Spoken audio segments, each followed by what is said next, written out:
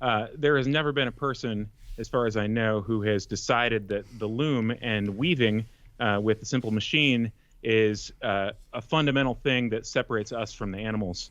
There has never been, as far as I know, a person who has argued that the loom is, fundamental to our rights of humanity to express ourselves with our looms. Art making, image making, music making, as far as we know, are the first activities that human beings did with their free time. As far as we know, they are it's possible that they are intrinsic to us as a species, that they are intrinsic to our thought processes, that they are intrinsic to our needs. What happens to those things when they are supplanted by something that is exterior to us? What happens to the need to create when that need to create can be artificially and unnaturally satisfied in a way that doesn't actually involve the person that feels as though they are generating or making the thing?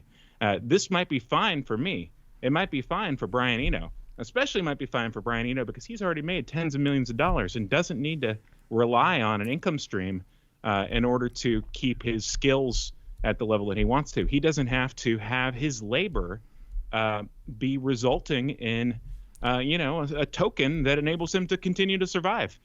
Brian Eno is going to be totally fine, and Brian Eno can have all the generative music that he wants.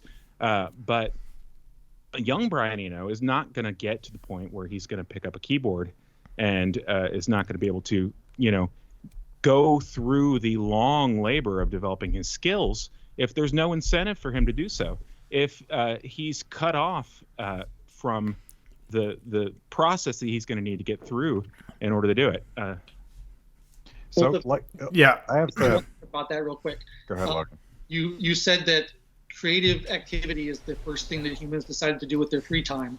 And then a few minutes later, you said that no one will do this unless there's a financial incentive to do it. It seems to me that those are two contradictory statements. I did not say that no one will do that unless there's a financial incentive to do it. I'm saying I, as a 43-year-old man, am not going to do it unless there is financial incentive for me to do it.